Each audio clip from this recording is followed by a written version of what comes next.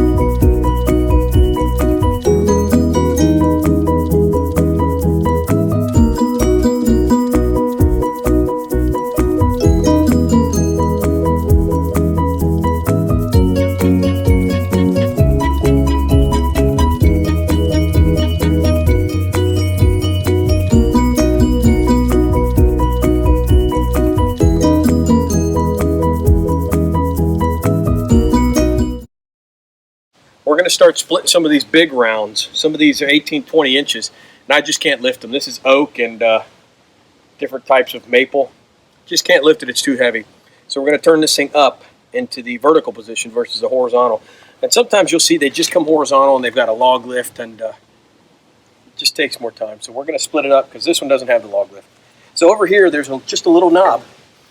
If you want to come take a look at it. I would love to come take a look at it. So it's just a black knob, and it's just a pin that drops into the frame. Yeah. So we're just going to release it, lift on the handle. And it's so heavy that it kind of just allows itself pivots to go on its up. own, like a counterbalance. Give it a little push, and it locks into place. And the pin locks back into place. A different pin down here locks it. Oh, okay. Nice. And then that's it. You're set to start splitting rounds.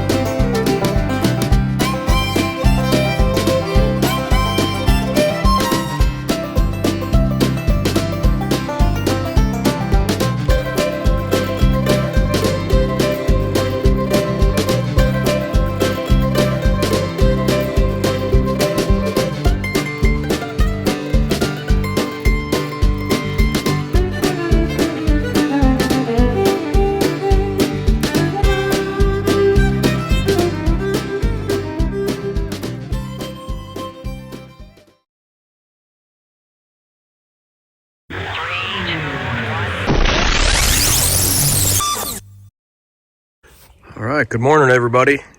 It is about 8 o'clock in the morning, and we came out here, wanted it to warm up just a bit. It started warming up, and it seems like most of the frost, almost all of the frost, is gone off of the grass. It's about 29 degrees outside right now. Yesterday, before I finished up, I put in a good 6 hours yesterday of cutting wood, and that was about all it took. We had this trailer, and as you saw, there was another trailer here. I went ahead and moved that to the woodshed. We're not loading anything into the woodshed yet, but this is what's left. We've got this stack of wood that we're working on, and then my goal is to cut the rest of this today. These big logs here, this one here, and there's another one back there. We're gonna move those around our fire pit as seats. So that's the goal. We're gonna get started. I'm gonna let the machine run for a little bit and warm up, and then we'll get it in time lapse. But I just wanted to point something out, guys. These big round logs like this one here, these are 20 inches across roughly, and we've got a bunch of them. You can see they're everywhere, scattered throughout here. We were averaging about 26 pieces per log, which is absolutely crazy, because you cut that right there, that's a piece, and then you got all your edges, but then you got to cut the center up. So yeah, we're 26 pieces per log. Now, when we used to buy firewood back in Florida, we used to, go to the grocery store, because you really didn't need it much there. and you'd buy a bag that had 5 pieces, 8 pieces in it, and it'd cost you $5. Well, you know, it's not hard to do the math that if you're averaging 5 to 6 pieces, 7 pieces per bag, we're probably getting 3 to 4 bags out of each stump at, you know, $20, 15 to 20 bucks. The splitter was $55, like I said. The labor's free, and, you know, fuel for the chainsaw. I sharpen my own chains, that kind of stuff. So, you know, in a matter of splitting up 3 or 4 of these logs, we've already paid for the firewood. Now, hence, you wouldn't be buying firewood by the bag if you're actually using it to heat your house. But firewood does cost money, and you got to haul it and everything. So I got it here. We're going to cut it up. Hey, goes a little chipmunk over there. The one thing I will tell you, though, that it took me a year to gather all this wood from chopping trees and put it all here. And I'm moving it all in 1 day, 2 days, yesterday and today. So it's a lot of physical work. Running the machine's not hard. It's just getting all those logs in place. Like I said, what you take a year to do, you bang out in 2 days. And then we'll show you the video of us unloading this into the woodshed. That'll be another project another day. Hopefully there'll be 4 of us to help. But we'll get it going. And I'll just scoop this stuff up over here that I throw on the ground. I'll scoop it up with the Bobcat and throw it into the trailer, make it a lot easier.